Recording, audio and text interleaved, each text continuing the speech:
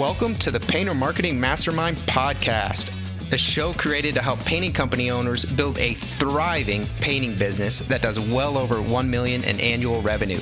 I'm your host, Brandon Pierpont, founder of Painter Marketing Pros and creator of the popular PCA educational series Learn, Do, Grow, Marketing for Painters. In each episode, I'll be sharing proven tips, strategies, and processes from leading experts in the industry on how they found success in their painting business. We will be interviewing owners of the most successful painting companies in North America and learning from their experiences. Thank you, all of you, for joining. Juan, I'm glad that you're participating now. It's good to see you, brother. We got Maggie Kuyper, Dave Scaturro, Jesse Ramos, Dave Scaturro, of course, and then we have Juan has now logged in. Super excited. Am I missing anyone? Do we have anyone else? Chris Elliott, you weren't on the screen. What's up, brother? Chris Elliott. So if you guys can just, I'll call you out as I see you. Kind of introduce yourself, your company, maybe a little where you're based, a little bit about what you do before we get started. Maggie, let's start with you.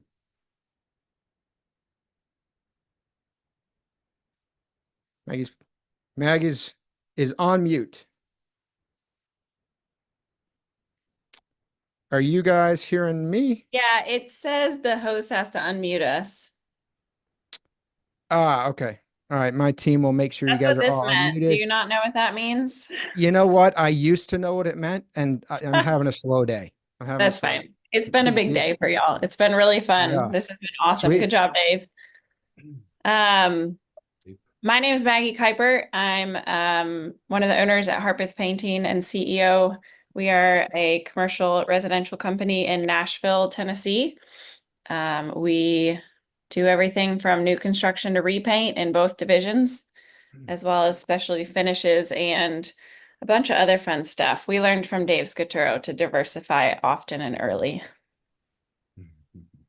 Awesome. Well, Maggie, thanks for joining. Really excited. Dave, just quick intro in case anyone just tuned in. Yeah, I'm Dave with Alpine Painting and Sandblasting Contractors. We're based in the East Coast in Paterson, New Jersey. We work in about 4 or 5 states, but we'll travel anywhere for a good client. I run the commercial division for the company. I hope I can provide some value on this call. Sweet. Jesse, I see your red cowboy hat. You're hard to miss, man. What's going on? You are on mute. Mute yourself, buddy. Oh, I was gonna do this one. But you got to turn it toward you because this time it was on your end. Cowboy hat and that jacket not muted at all. Yeah, Love it. Jesse, TJ's Professional Painting and Construction, out of Dallas, Texas. We focus on commercial, light industrial, and what I've also been learning from Dave. So there we go. Love it. Stuff, Juan? Dave, by the way. Heck yeah. Juan, good to see you, man. Hey, good to see you. Hey, thank you again for having me. Sorry what happened earlier, but so my name is Juan Vasquez. Who don't know me, we own, myself and my brother-in-law own a company named Illusions Painting out of in California. Our main what we do is mainly paint high-end residentials, big homes, big properties, but we are looking to expand. We've been thinking for a couple years to expand, and we finally got into where we are moving into the commercial business. It's challenging. We love it. We're getting our feet deep into the water, and there's a lot to learn. But here I can share a couple things that I've learned so far. Awesome. Thank you, Juan. And last but certainly not least, Chris. What's up, dude? What's up, buddy? Chris Elliott, On It Painting. We are headquartered in Indianapolis. We also do residential and commercial. We focus on residential in the Indianapolis market. Commercially speaking, we focus on property management through multifamily managed commercial. We also do some assisted living and light industrial for our commercial division. As Dave mentioned, we prospect 3 to 5 states, but then for the right relationship, right project, we'll go almost anywhere. Awesome. Chris, I don't know if I can look at you the same way after the commercial contractor conference, the battle of the pickleball. I didn't know I'd care as much as I did, but I guess I knew I shouldn't have went off showing off like that. I think that's what made me feel compelled to do the bull. I was like, well, I've been defeated over here. I need to win. No, that was fun. It was a good conference. Sweet, man. I would love to start with, we have a lot of people listening. Some people do residential, commercial, some just commercial, but I think the majority of the companies listening do primarily residential, either primarily or exclusively. So maybe we could just start with, how do you break into commercial, maybe from your experience, or what you would recommend if you're a residential painting company, you want to grow into commercial, what are the steps to take? Anybody? This is for anybody who wants to take it. Yep. Go, Jesse. All Go, right, Jesse. well, man. So the way I got into it, man, was I pretty much like I try to do residential, but like I was not good at it, to be honest. I couldn't sell residential to save my life, so I was like, man, I'm gonna do. I Hey, started reading a Jesse. bunch of Jesse, I yeah. could see them locking the door and kind of part of it might have to do with your appearance, because I didn't think you were the painting contractor. They thought you were the homeless dude Yeah. running around. The That's Cowboy why Santa Claus? residential didn't bring you in. That might have been But it. keep going. Might have been Keep going. No, Yeah. so man, I read this book. I forgot what it's like, a painter book, and it was like you got to go to networking events, and I was like, shit, all right, we'll try it. So like I joined a lot of networking events, and man, to be honest, that's what like skyrocketed my business. And then even with the PCA, like joining these networking events too, and then learning from there as well. But just getting your name out there. That's how really how I got my business started, actually, because we never really did residential. I just like went deep into commercial, like how to get the jobs, and I was kind of broke for a while, but figured it out. Well, can I add something to Jesse's? Because I'm right on that. We're right on that stretch right now, right? And so we grown our business the last 4 or 5 years. We've been around for 18 plus years, right? And we thought we had a business, but we didn't. So right now we got our business going, but we want to grow, and we don't feel that we can grow and to where we are right now in our segment. So we want to create more. But going into commercial, it's not just painting. There's so much more to it. I mean, you can do the state too. I realize that the state has a lot to do with it too. Like we're in California, and just in us to do a $13,000 job that we just actually working on right now, it probably cost us $5,000, just because we had to do a lot of things that we weren't ready. We had to register to so many different things, and these are commercial, but they're also government jobs. So I was calling Jesse, I was calling everybody. I'm like, hey, but so I guess what Jesse's saying, I really agree, is like it really takes some time to plan.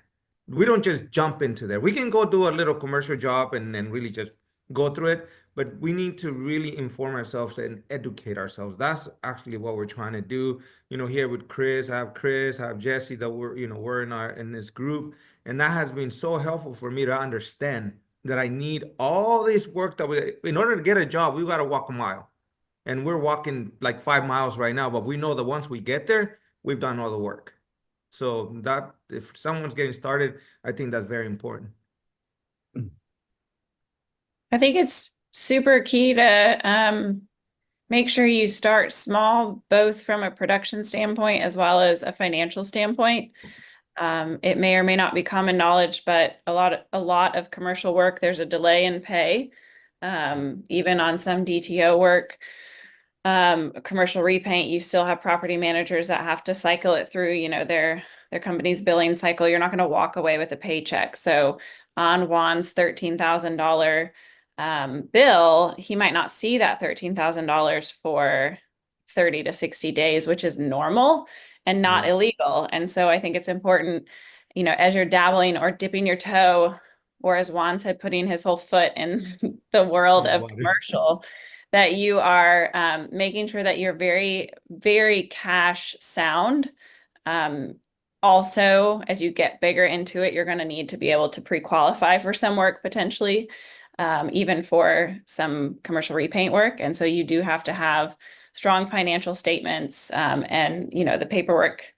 We can get into paperwork talk later, but it builds from there. So you really have to be set up and dipping your toe early in a very small job that's not going to put you out a lot of cash, that you can wait to get paid. Make sure you like it, make sure you can produce it well, is a really good way to start. I'll share with you how my father and uncle jumped into commercial. So they created relationships with other larger painters in their area when they were smaller. And they basically went to them and said, look, we're not really established, but we're really good at painting.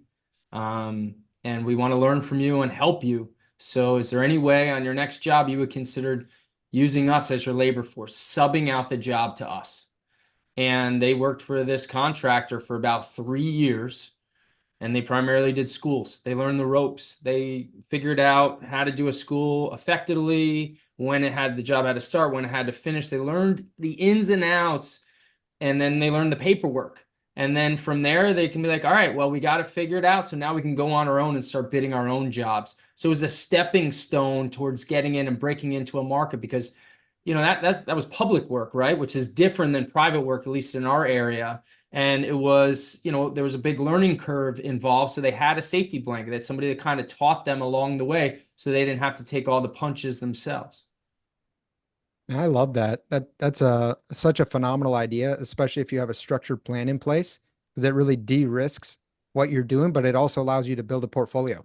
Because you can go, and then when you're bidding for this work, you can say, we did this and we did this and we did this, because you did, but maybe you wouldn't have landed any of those projects if you were just there by yourself and you weren't subbing. Yeah, man, if you don't plan it right, that's why a lot of our companies go out of business, because we just say, yeah, I can do it. And then it takes, like Maggie says, it takes your net 30, your net 60, and then guess what? You have no money. You can't breathe. You know, all the oxygen's taken out of you. And that's when it just becomes a problem. I think I almost went out of business like 3 times, to be honest. Yeah. I'll piggyback off of Juan's. Juan's mentioned a couple times, like, plan.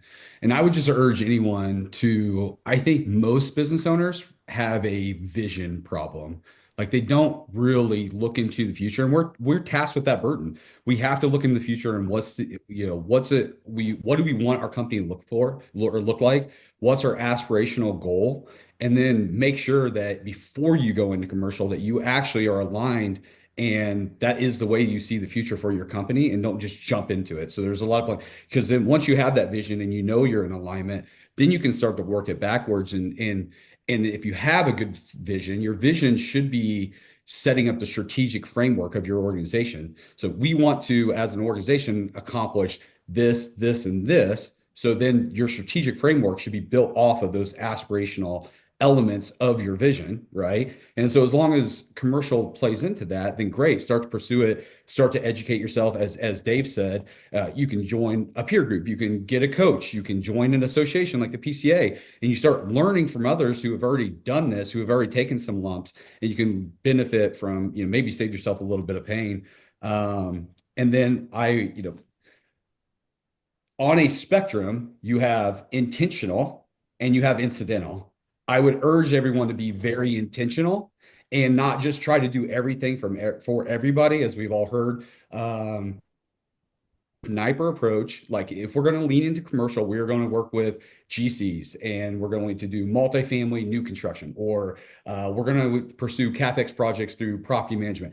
Pick a vertical, pick a customer, be very intentional, and try to win there, and then you can compound and grow over time. Yeah, good point. I think it's important too, as you're digging in, and this piggybacks off of what Chris just said, you know, whatever vertical you decide or whatever market sector you want to narrow in on, you need to do research on that client. It's the Wild West in commercial, just like it is in, you know, residential new construction. And while I know it's the Wild West in res repaint as well, because you have one-off homeowners, typically your price tag's a little higher. And you have a lot more factors involved. And so it's important to do your research. Why is this client looking for a new painter?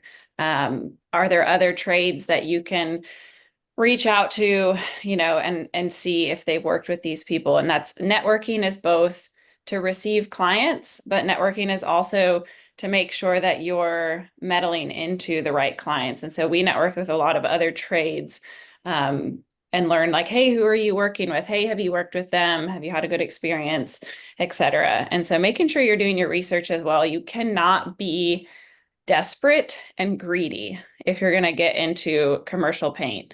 It's very hard to be successful if that's kind of your motto, is I'm going to take whatever I can get right away from whoever I can get it from. It's so Yeah, reined good point. So when I started in there, we started desperate, and that's kind of the mistake we made. So, what I did wrong was I straight went for GC work, which I'm not saying it's not good. There's bad of everything. But we unfortunately got stuck with some bad ones. And in Texas, anybody could be a GC. Like I could say I'm a GC right now, so we got stuck with a few jobs that didn't go our way. The companies ended up just filing for bankruptcy and opening other companies. So like that's the kind of stuff you got to be careful. But now, again, everything that's how we almost went out of business. What I'm saying. So you got to have your paperwork in place. You also got to have a good lawyer in place. Maybe not starting off, but you got to be ready for those kind of things that may go south. And then that ties into the having some money in the bank or a credit line you can lean on if something does go south. But you can't be scared of it, because you won't do it if you're just scared. So let's actually lean into that for a second. So risk mitigation. We know managing cash flow is a big risk, right? The working capital cycle is very different for commercial versus residential. What other risks do people need to be aware of, and how should they mitigate them? So if you tell me, I mean, in residential, you can just go. We've done big deals by shaking a hand, because we already have this relationship. And in residential, it's normal to do that. You walk in, it's like, hey, all right, buddy, I got it, $20,000. All right, let's paint it. Here, I'll send you a bill later. And we did a lot for many years.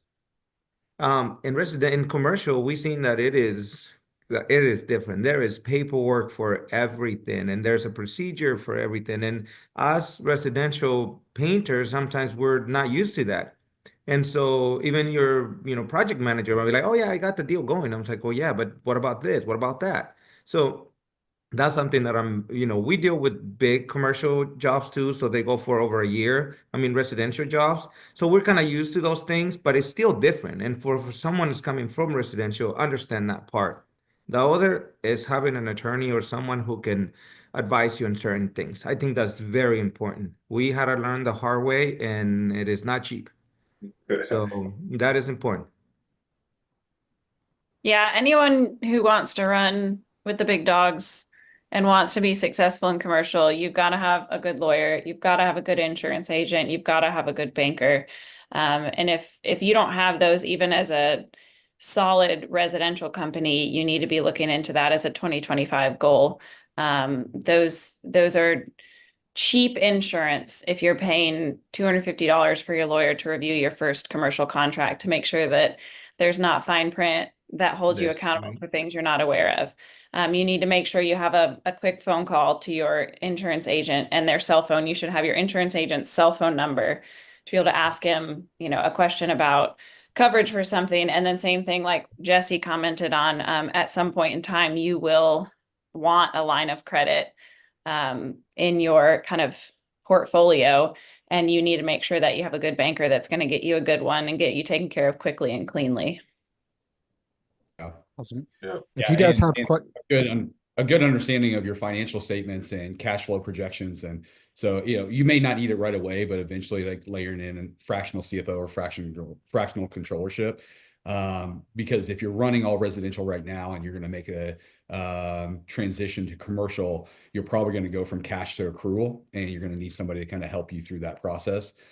Because being able to have access to the capital, you're going to have clean books and be able to show that you're a profitable company. So I think that'd be something to be mindful of. Another thing is like, as far as risk is just like, do you have the competence level to effectively estimate whatever type of project you're targeting, so you don't get yourself in trouble and underbid something and get yourself in a real mess, where you can't, either you run out of cash, or you just you missed on the bid and now you're in the negative and you don't have the ability to absorb that. So that's something that's you be very mindful and very intentional with, is how you're going to approach the estimating. So this will be more of a sales question, but obviously for commercial projects, how can you land big commercial projects without needing to beat down your price, without that having to be the driver? How do you charge more than your competitors, but consistently land these projects? First one Yeah. is, I think someone already touched on, is don't be desperate, but then I'll let Dave take it. Yeah, don't be desperate. That is a good one. For us, it's about relationships, right? If you know, Jesse said this really well. He got into networking groups, and Jesse's a relationship guy. I know that because every time I see him at a conference, he comes up, gives me a big old hug, makes me feel special, says nice things to me, right? He makes me, he creates a friendship that's really unique. And if you have that charisma, you can create relationships with your clients so that they're giving you, in some cases, maybe opportunities that not other people would have. You would get last look, you would get an opportunity to bid a job that you wouldn't otherwise have. So joining a networking group, I think, is one of the easiest and best ways that you don't have to have the low bottom number. You can create a relationship and a friendship with somebody, and the next thing you know, you're bidding work. Yeah. I'll say this too. I was just about to ask if Dave, what kind of filter y'all put on Dave, because he looked better than all of us. No, he's just natural like that. I mean, come on, come on. We gotta get his filter. It's everywhere. When you see him in Yeah, person, the filter's I don't know still what there. to It's do, still man. It's a Yeah. natural filter, man. AI. I just keep We going, haven't covered I just that keep AI. going cross-eyed. I had to get rid of the video. You guys make me feel very special. Thank you. Yeah, You really are, no, man, Dave. but I agree with Dave, man. That's the way to do it. Like, and what's crazy is like people, if they see you showing up, they want to help you. So like, but you can't show up to one event and think like millions of dollars are gonna come flooding. Like you got to show up like week after week after week, and you probably ain't gonna get shit, but you just got to show up. Like you got to be that face, that painter guy. Yeah. Think people oftentimes overcomplicate the division of residential and commercial. And I don't get me wrong, we do both, and I understand the difference. But in the end, we're interacting with humans. And I believe there's two types of buyers. There's the relationship buyer and there's the price buyer, and that exists in residential as well. And there are certain paint companies who the model is we're going to try to be the lowest price and we're going to, get as many jobs as we can on the residential side. And those also exist in commercial. You can bid the crap out of work and try to be the low bid and just get a crap ton of, commercial jobs. And then on the flip side, like Dave said, and I think most people on this panel are, you can also pursue the relationship side where sometimes you get it, sometimes you get last look, sometimes the person is your people and they don't choose you. We have a couple companies in town that we do a ton of work for and we will continue to for years, but they don't always give us jobs because there's other constraints happening. And the same thing is true of a residential buyer. And so sometimes we just have to like step out of the whole like, oh, it's commercial, and remember like, no, they're literally still humans that go home and they eat dinner and they go to bed and they wake up and go to work. There's not like this magic equation that makes them different than the people that you sell in their home. Yeah, people doing business with people. If you are offering both a residential and commercial painting, are you using the same crews, the same painters to conduct that work? I try that and it doesn't work very well. Well, it all depends too. Well, no, it does not depend. I think you have to have your commercial and your residential. In California, it's hard. I know a lot of you guys do subcontracting. For us, subcontracting is very technical. Like we have to, it's a lot to it. So we still have to have mainly W-2s. In the beginning, when we wanted to get into commercial, because we've been talking about this for quite some time, but it was the crews trying to do this and our production rates were horrible.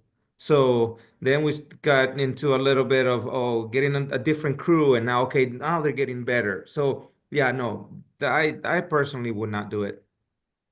We have crews that cross over to both. But of our plentiful batch of painters, it's about 10%. Yeah. What makes that 10% be able to cross over? Really special people, just like We have salespeople in our company that can cross over and they can sell a commercial job and then go sell a residential job. Again, it's not impossible. It requires good management. So our project managers have to, for example, we have one crew that crosses over all the time in our company. They're great at both, but we have to refocus them, right? All right, we're on commercial. We got to produce, we got to do this, whatever. And that's what's more natural for them. They're great on residential. They actually do a super job. They're one of our top residential crews, that same crew, but we have to refocus them. All right, we're in a client's home. You can't start at 6:30 a.m. Everything needs to be tidy.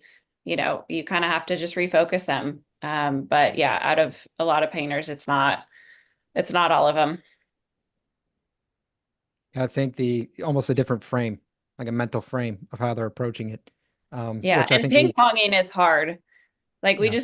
we can't go, week to week to week. We kind of have to make sure they have a time to refocus. Yeah, I And think sometimes you only when you need it, right? Not all the time. Mm-hmm. yeah, have people depending on what side of the business is maybe growing more quickly or doing more work at that particular time, people that can cross over. Yeah, and that's been part of what's made our growth successful is being able to cross over. And when commercial is lighter, we fill it, we turn on the faucet for residential. When residential gets heavier, or commercial gets heavy, we're able to back off. And so especially people listening that are currently residential wanting to hybrid, so the Juans of the world, and the Chris Elliott's of the world, like it can work and it can actually really help. Especially if you can have crews crossover, because it creates a lot of loyalty if you're able to keep them busy year round. So I think I just want to make a point for everybody listening, because I think it's easy to hear all this stuff and get all these good ideas, but maybe miss some of the truly golden nuggets. Yeah. Because for me, I'm seeing even I'm seeing things I didn't really think about. So if I'm going to scale the commercial painting company, I'm going to recognize if I have residential and commercial, one might flex while the other's not doing as well, depending on what's happening in the industry. I'm going to intentionally try to have, maybe it's only 10%, but some portion of my fulfillment team be able to do both, because I'm going to know that's going to really balance me out. It will make my company more adaptive to whatever's happening in the environment at that time. And then with what Dave said, that's really stuck with me, because I'm not a big fan of the GC. I'm not a big fan of the subcontracting stuff. A lot of what I do is to help people not have to do that so that they can get the work directly, but you're kind of getting paid to learn, right? And paid to build a portfolio. I mean, it's like, I want to work in marketing, so I'm going to go apply for one of the best marketing agencies. I'm going to I'm going to start as an intern and I'm going to learn, and they're going to pay me to learn. And then eventually I'm going to go start my own agency. So I think that take away some of these nuggets, in addition to everything we're learning about cash flow, take away some of these very, very intentional action items that I think would be very easy to miss. Appreciate you guys sharing this stuff. We have a lot of questions coming. It's really good to see. I am going to open it up too for people to come on. Probably with 15 to 20 minutes left, we'll open that up. But I have a question from Josh Edwards. When trying to win over a real estate agent or company or HOA, do you offer them a discount on painting services for their clients? What are some good incentives or sales tips on earning their business? I guess this would be residential. Residential. You said residential. Commercial. I mean, HOAs could be condominiums, which we consider, multifamily. HOAs, yeah. Yeah, I mean, we don't personally offer a discount. We don't reference a discount at all on the commercial side. I think you just need to be very clear on your value proposition. And as Jesse said, like, you have to stay at it, be present, and get involved in. If you want to be an HOA, if you want to do work for HOAs, I'm gonna assume it's condominiums, then you want to probably join an association and be very, very present. Make a goal of 100% participation, and just understand that it's going to take time. It is very different. Like residentials, for us, was very marketing driven. What the biggest benefit is, it's very, very predictable. Like, we know if we spend X, it's going to put that in the marketing machine. It's going to spit out this many leads, and that many leads is this many estimates, and that's this many sales, and we can plan and forecast almost down to the dollar. Where commercial, a lot longer sales pipeline, and it ebbs and flow a lot more at the beginning. It's starting to become more predictable, but I would just say you need to be very clear on your value prop. You need to be very present and be top of mind when they have a project that emerges. So I I mean, saw some Dave Scaturo's website, right? And they're very specific on like, this is what we do here, this is what we do here, and it's just the brand, you know? I'm gonna either buy cheap shoes or Nike shoes. They're both made in the same place, but it's you're creating that brand. So at the end, this is how we looked at it from all of you guys. Is like we don't want to give discounts. We want to give value and a name. And I think that that's really drives you much more than discounts, personally. So we have a yeah. question from. So Oh, I was gonna say shit. I give discounts. Shit. So Exactly. shit, I don't give a damn. We all gotta do what we gotta do. you're the contrarian. No, but I'm just saying, like, because the other thing you got to realize is if this is a huge square footage, you save a lot of management, and you go so much more square foot.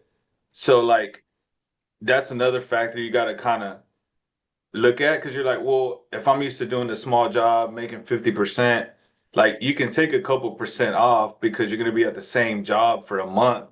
So there's less management and your guys are just going to like pick up right where they left off. So if your project management is good, you can make up the extra percentage on the back. Yeah, but are you showing that as a discount? So I guess I interpreted it differently.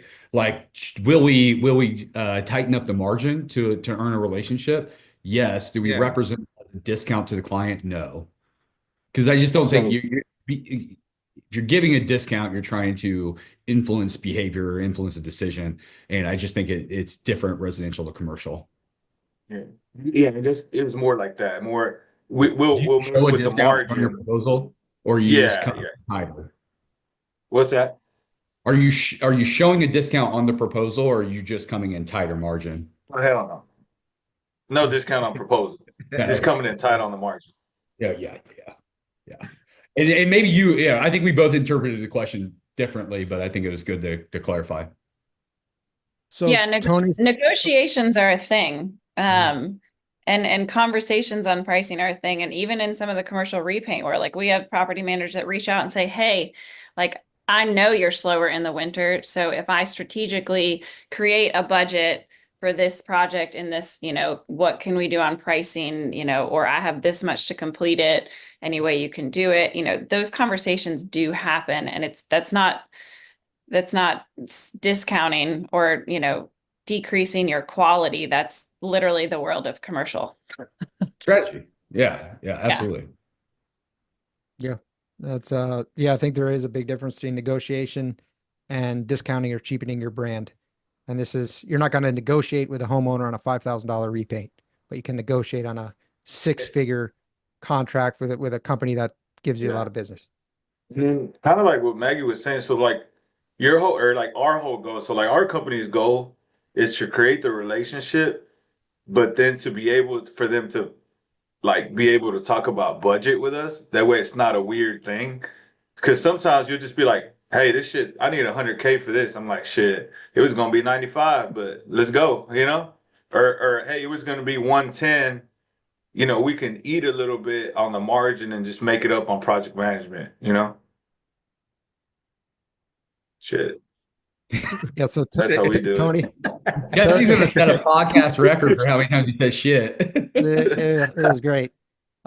Tony Severino asked, can you talk about production rates and materials, for example, painting a bar joist ceiling? How are you guys accounting for all that? What? I guess I'll production jump in. rates. So yeah, we track our production rates in the field and we're constantly trying to determine if they're still accurate. You have to take averages, right? Because some crews are gonna blow other crews out of the water, and that goes to the point, do you have the right crew on the job? You don't want, the residential guys that are good with the brush picking up the spray gun and thinking you're gonna get the same production. It's just not gonna happen. And then you gotta constantly be evaluating. All right, now let's look at our job costing and say, okay, did we hit these numbers or not? Why? What's the reason? Do we need to adjust the production rates or not to, get back on track? So these are conversations that should be happening regularly. Job costing is a very important role in being successful on commercial projects because you need to know your numbers and know if you're making money or not. 100%. What What he said. gross? Go ahead, Maggie. I said what he said. It's perfect. What he said. Yeah. What gross? So Adrian asked, what gross profit margins are you bidding for commercial? We've been told it's anywhere from 15 to 25% due to the higher dollar amount of projects. Is this reasonable? I don't like this question, Brandon. Maggie No, says no. Dave says punt on the question. Well, 15 no, to here's why. 25% is not where anyone should be bidding work. That's terrible. Here's the thing. I don't know what's above or below your line. Okay. I don't know how you're accounting. And True. therefore I can't justify if 15% makes sense or it doesn't. You know what, if I'm going for 40%, for example, some people may look at me and go, that's crazy. That's highway robbery. Are you not paying your guys enough? Or are you cheating your clients? But they don't know what I'm putting in as overhead or not. So it's really hard to say if that's a good margin for you, even though it's a good margin for me, because we're not accounting the same way. You know, I think there's a rule of thumb with painters where they say, oh yeah, 40%, 50%, that's a good number, but is it? I don't know. I don't know your numbers. So I don't like the question. That's a good point. I have the chat open and I'm reading into the question, and I've been told 15 to 25% due to the high dollar amount of projects. And I think that's where I want to say, like, just because these are 6-figure projects or more does not mean that you're having to decrease what is the proper margin for your company, if that makes sense. So to Dave's point, who knows? Everyone's different, even though we throw around a lot of industry standards. But just because the prices increase in the job size does not mean that you're having to decrease the potential gross profit for your company. So on Maggie's point, right? So let's just say you're going for 25% gross profit. If your overhead, and let's just say as a company, you wanted to make 10% net profit. So then your overhead would have to be at 15%. So if your overhead is at 15%, 25% is a good number gross profit wise to make your 10% net. If you're like me and your overhead's more and you wanted 15% net, then you would have to have a higher gross profit number. So it, again, depends on your strategy and structure of your company to really determine what is the right gross profit. And then, like, I'll tell you right now, if I know, let's just say I'm having a great year and I've broke even as a company, let's just get crazy, in August, right? We crushed it this year, broke even as a company. I can drop my margins on my job. If I've got capacity, if I've got manpower, I could drop the numbers on my job and just eat it all, take as much as possible. If I'm slammed and I have a huge backlog and I don't have enough manpower, my prices go up considerably, right? So there's strategy involved with how you play it based on your numbers. In some, like, our company is now breaking down per division what gross profit we need to have, because we're a big company, but we want per division, because in industrial, there's much more expenses for materials and equipment on those jobs versus commercial. So I can command a higher gross profit on commercial. I'm sorry. I can bring my profit margin down on commercial and I have to increase rather my profit margin on industrial because there's more costs associated. So you really, again, it comes down to knowing your numbers, working with an accountant, working with somebody internal, a controller, your accounting, coordinator, to know your numbers and know where you need to be to know what margins you should or should not have on each job. True. And that's something that we started doing for our residential. Most of us residential don't do that. And so we didn't do it either. So now we can actually understand what's our rock bottom. Like, where do I have this much room, right? Like you said, Dave, like, if I'm slow, I'm going to drop those margins. If I'm busy, I'm going to go up here. But if I'm slow, I'm going to drop them more just to get the job. And I go right below my line, then I'm paying to do a job. And that's something that a lot of us do not realize in when you go into the commercial business. You have to understand those things. Otherwise, you're going to end up in trouble very, very quick.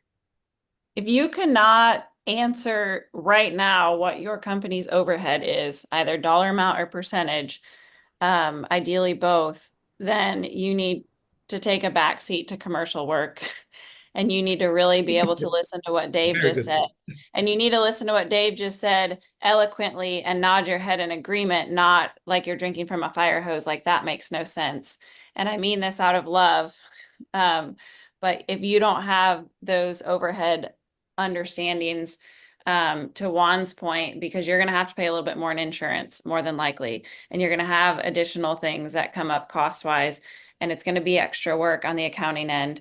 And it does get a little bit more expensive, and you don't know where you are. You probably have a little work to do. Yeah. And cash flow, you mentioned this earlier, cash flow kills companies, right? So you could have a big backlog of work, right? You could have good profitable jobs, and you could be overextended and not have enough in your bank account to pay payroll. And when that happens, the minute you miss payroll one time, you are a sinking ship, and people will jump off your ship to save their life, meaning they will quit your company. And before you know it, you will lose your best people and you'll go out of business. Time and time again, people that overextend themselves in the commercial world go out of business because they don't have enough cash flow to sustain themselves. They've got the work, they've got profitability, they got systems, they got the structure, they got everything, but they went too fast too soon. You don't even need to know your numbers down pat, but somebody in your company needs to know your numbers. You need to have an expert, whether that's a consultant or a partner or an accountant that you work with. Somebody needs to know your numbers to either pull you back or push you forward, so they help guide you. Yep. Love it. So we talked about breaking into the industry. We talked about going to events, being out there, putting yourself out there. Jesse discussed that. We talked about building the relationships, not being desperate in the sales process, how to sell with reasonable pricing. We're open to negotiation. Let's back up a second. We're doing some projects. We've got our feet wet. How do we actually build a brand? So how do we build something like Alpine Painting and Sandblasting, where we become a known, serious commercial entity in our area? What steps do we need to proactively take to make that happen over the long term? Do good work. Shit. Do good work. I would say that's the best part. I mean, because the thing is, a lot of these guys use the same people. So like, I feel like once you're in, you got a good relationship, you do good work, they're gonna kind of pass your name around. But you also kind of gotta, I feel like you gotta be where your client's at. So like Chris was saying, if you want to do condominiums, be at the condominium association or whatever those guys call it. You know, if you want to do schools, be at the school association, you know. And then once you get one of those, I feel like they'll pass you around because they all hang out together. That's how we do it. I love I that. think Being hyper targeted. I want to make sure I understand your question. I think it's two different things to build a brand and build brand awareness. But if we're just talking about brand, the first thing my head goes to is association. So right. So if I go to Dick's Sporting Goods and I want to buy a hoodie, and I buy a Nike hoodie, it's because I'm associating something with that brand that I believe in, and I choose that brand over other brands. So you want to think through, like, what do you want your brand associated with? And Jesse said this, like, I want my brand associated with someone who delivers great quality, answers the phone when I call, like whatever that is the HOA painting contractor in Indianapolis, right? So like what that association is. And so it's like going back to that spectrum of being very intentional or very incidental. Is like, you want to be very intentional on the brand that you're trying to provide. You need to be able to cast a good vision in your company, have good core values in your organization, and all those things. So then it's like, if you have a core value of, we do the right thing for our customers, no matter what the expense is to our company, like that starts to translate. Your brand starts to be, your company starts to associate with that, and then that starts to build a brand. And then, if the question is brand awareness, I can answer it differently. But I love it. I think that's great, man. I I want to. go ahead. No, you're good. You're good, Maggie. Go for it. I did want to say just one thing for anyone who wants to come on and ask a question. Go ahead and raise your hand, because we're about to transition into that.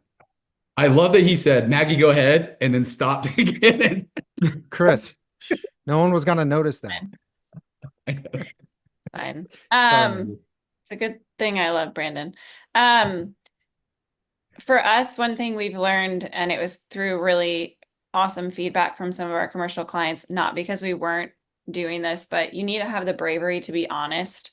When we were growing, especially, we had a good friend of ours that works for one of our clients, just tell us, he was like, if you're not big enough for this yet, just tell us.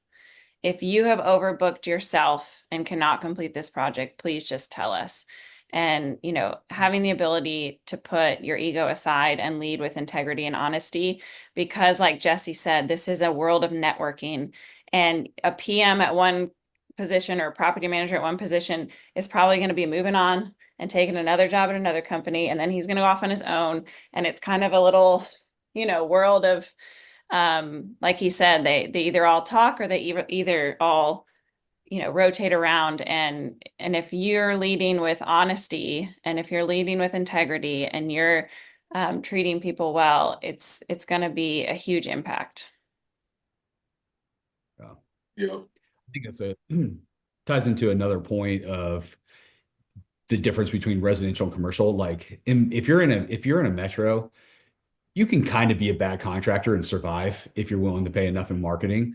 Depending on the way you go with commercial, the path you take, like that's not going to work. So like if you're getting started, you know, experiment, but like just don't, it's not the time to fake it till you make it, because you can burn that bridge. Because as Maggie said, so say you focus on multifamily property management companies, there's a lot of movement in that space at the property level and property management level. They purchase each other, and if you form a really good relationship, that relationship can take you everywhere they go, as Maggie just said.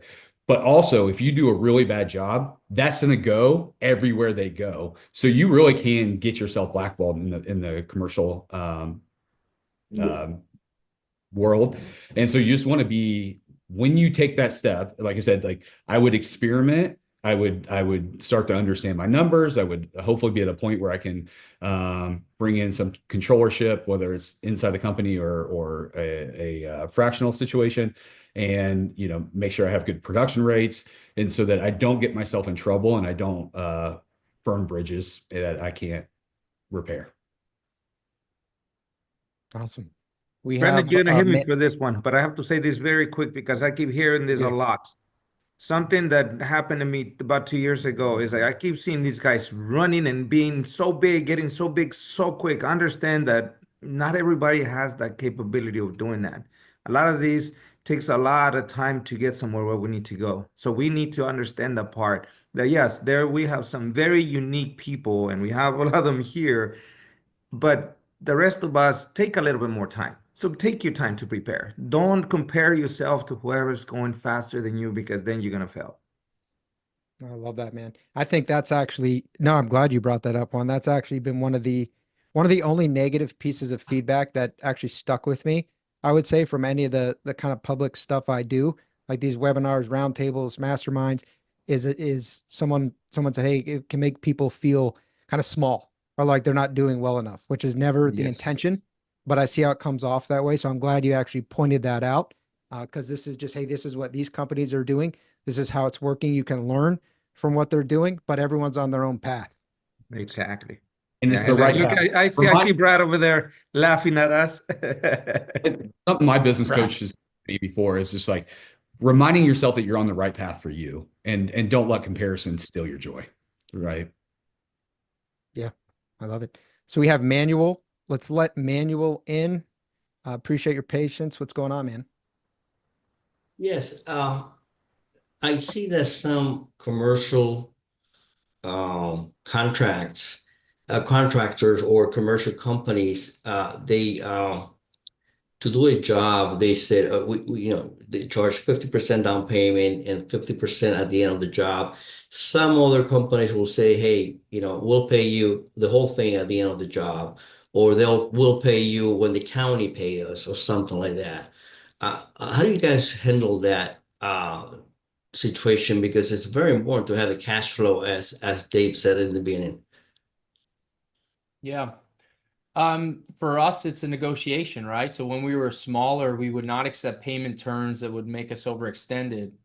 You know, we weren't in a position where we could wait to the end of the job to get paid or have payment terms of say 90 or 180 days. Now we're in a position where we can, and we understand that some of the players that we're working with, that is the payment terms. I have a client right now, it's 180-day payment terms, and that clears out the lane for us because not everybody can bid to them because they can't wait that long to collect their money. So I think it does depend on your positioning. If I'm working direct to owner in the commercial space, meaning I'm creating the contract language, I typically will have payment terms that represent, I want a third up front, a third at 50% completion, and a third upon completion of the project. And that kind of spaces it out and helps us out. And when I'm working for GCs, a lot of times it's payment, progress payments. You know, you're not going to get much up front, but you have an AIA a lot of times that you can kind of fill out, you know, mobilization costs or percent complete of the job, and then they'll pay you based on those terms, but it's a lot more paperwork involved. But every job's a little different, Manuel, and I think you have to set it up that in a process that works for you. Thank you. Good answer. Awesome. So we have Michael. Michael, you're coming up. Thank you, Manuel. Michael, what do you got? Hey, so I'm a rather small company, I'm interested in joining the commercial section in, a couple of years when, financially I am ready. And when would you guys say, a company is ready to take on a commercial job? So I think the question is when would a company feel financially viable to approach the commercial space? At what size do they need to be? I don't think it's much the size. I think is there's a lot of things that are involved in it, and I think we're just talking about it. It has to do with finances. It has to do with the understanding too. If you're coming from residential and doing small projects, and then you're gonna jump into a commercial, I think it's not just the size of the company. I think for me, it's personally more about, are you ready? You know, have you really looked into your company? Have you looked into exactly what that world looks like? You know, to me, it's in my experience right now where we are, I think that's, for me, is more important, that part. What do you all think? I think it's I think super simple equation, Michael. Whatever size jobs you're able to do at the residential level comfortably and at profit, I would probably decrease that by maybe 50 or 60% and pursue that as your first commercial job. And those do exist. There are commercial contracts for $1,500. Especially if you're repainting an office before a tenant moves in, or an accent wall, or something like that. And it's a great opportunity to see what it feels like and realize if you like it. And then also, so let's pretend the contract amount is $10,000. You need to have $10,000 in your bank account that if it never showed back up in your bank account, your company could keep running. It's going to, I believe it will. That's not what I'm saying, but you have to be able to keep operating without that. And so those are really simple metrics. If your biggest residential job that you've comfortably done maybe a couple times was $20,000, then find something in the, $6,000 to $8,000 range, max out at $10,000, but also make sure you have $10,000 cash cushion in your cash account that, you can float for time. yeah, I was gonna say the same. Just be ready to float it. So Wonderful. Okay, thank you, Michael. Hopefully that answered your question. Kristen, you are up. Hey, how you guys doing? It's actually Christian. I know it's with a K, but it's Christian. Christian, my apologies. No worries at all. Give him a hard Well, it's time. Christian. I'm pretty sure yeah, Chris, you're doing nothing. Jesse and Juan know it's Christian. So It's Christian. There we go. Christian. So real quick question. So we're based here in San Diego, California. And as you guys probably know, you guys work on time and material, T&M tickets. We get big clients who work on T&M tickets all the time, but you start financing, basically it's financing out of our pocket. What do you guys do? I mean, we can reach over a limit of 25,000, almost up to like 500,000 in T&M tickets in change orders that we send. As you guys know, the GC will tend to negotiate those T&M tickets after the project, once you hand over the change orders. What are you guys' experience on that part? As far as, do you guys have an agreement? Do you guys have a certain percentage that you guys do not go over when it comes to T&M tickets? So I can tell you that one because we do those a lot. Those are in our residential world. Like we have some of these big homes, and we're in the house for a year and a half. So the way we again is the negotiation. Is negotiation how we negotiate with our contractors. We deal with different contractors different ways, and so but Yeah. with the biggest one that we deal with, and we have these big relationship. So what happens every time we do a change order and we complete a change order is an automatic payment for us. Like as soon as we complete a change order and it is satisfied and it's done, it's signed by them and then we invoice and we need to have that right away. That one doesn't fall into our 30-day what do you call that? 30-day net or nothing like that. And that's an agreement that we came up with because they changed this. Anything else that we agreed in the beginning, it stays with whatever terms we have. Yeah, it's part of So contract, but as far as commercial, we do more commercial than residential. Well, I Commercials, think big I'm GCs. assuming the same thing has to deal with in the beginning, but we do big. I mean, we deal with big GCs too. So it's like I said, it's just how we set up the contract in the beginning. Like I don't, right, guys? I mean, would you guys agree? Bro, I think that comes down to how good your paperwork is kept throughout the project. As far and Yeah. like how well you keep track of change orders and like the process on that. And then again, going to Juan's point, reading the contract and how the change orders usually work. Because sometimes what we'll do is like I've even done it myself. Like we'll be like, oh, just get it done. They said they're gonna pay us. Happen, Yeah. change order never gets paid, whatever.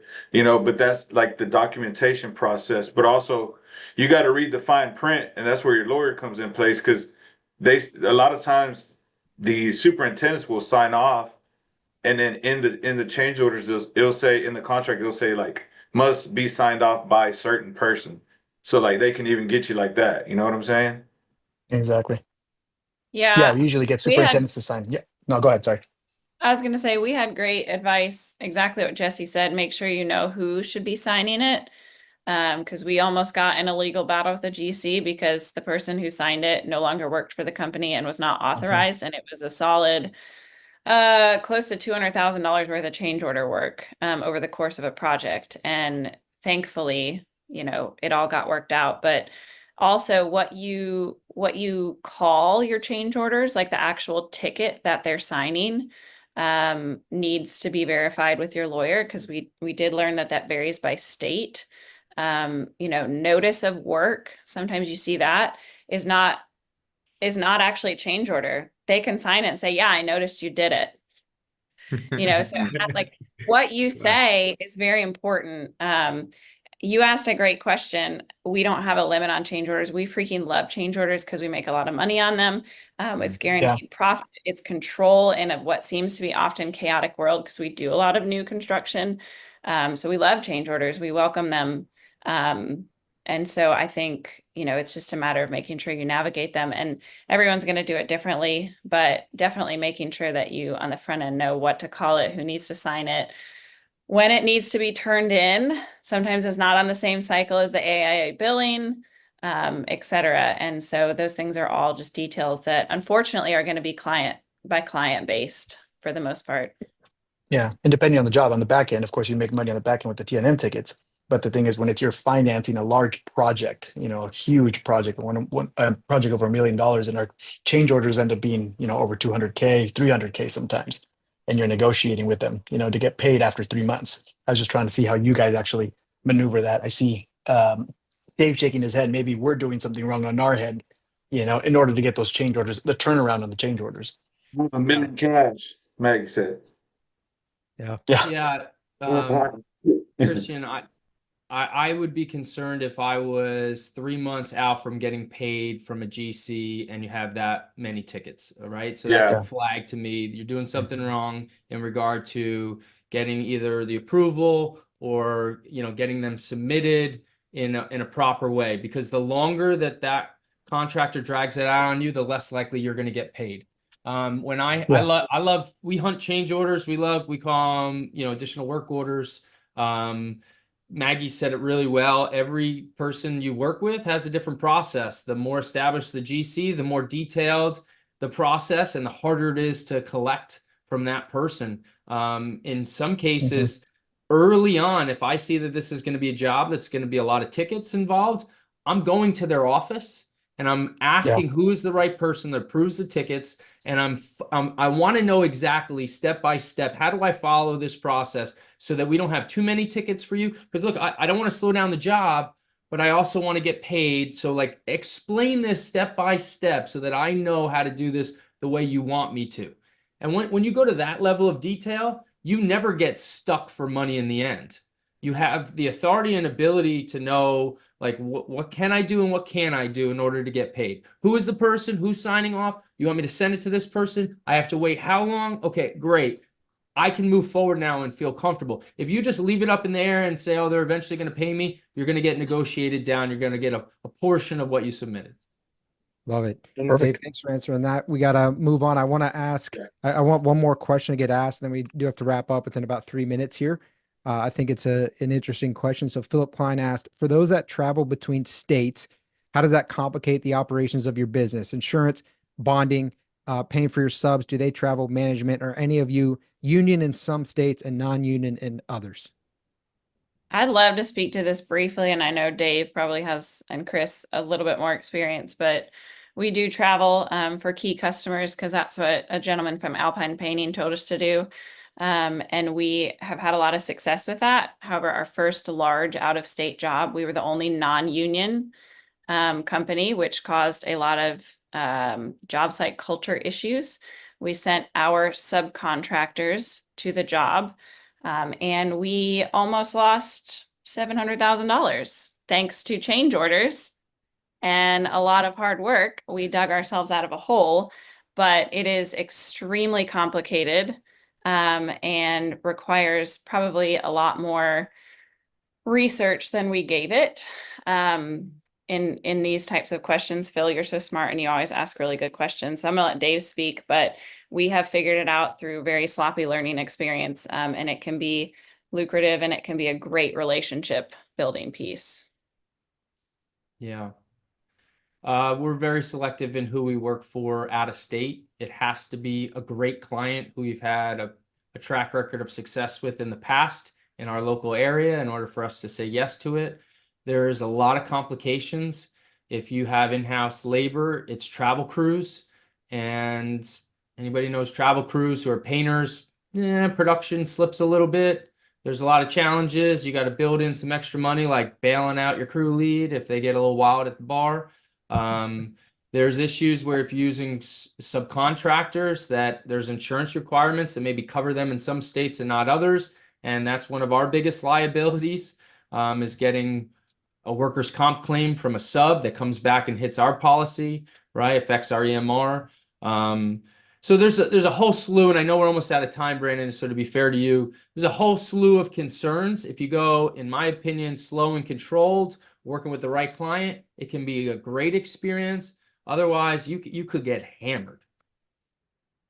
Yeah, appreciate that, guys. Sounds like a lot in commercial requires some planning, some discipline, and maybe a little bit of patience, maybe even more so than in residential. So I appreciate you guys taking the time to share this. I think it was a phenomenal panel. I hope our attendees, if we can see some likes, some comments, something like that for the panel here, that would be great.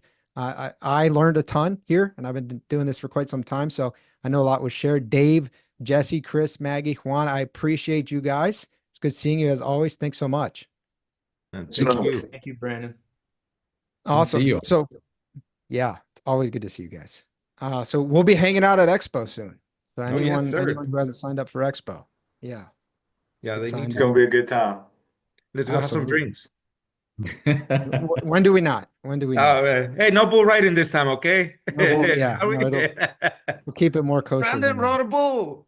Hey, Yeah. these travel painters, man, send them to an expo. They get a little. Travelers. I know. Rolling Stones. Cool. If you want to learn more about the topics we discussed in this podcast and how you can use them to grow your painting business, visit paintermarketingpros.com/podcast for free training, as well as the ability to schedule a personalized strategy session for your painting company. Again, that URL is paintermarketingpros.com/podcast. Hey there, painting company owners. If you enjoyed today's episode, make sure you go ahead and hit that subscribe button. Give us your feedback. Let us know how we did. And also, if you're interested in taking your painting business to the next level, make sure you visit the Painter Marketing Pros website at paintermarketingpros.com to learn more about our services. You can also reach out to me directly by emailing me at brandon@paintermarketingpros.com, and I can give you personalized advice on growing your painting business. Until next time, keep growing.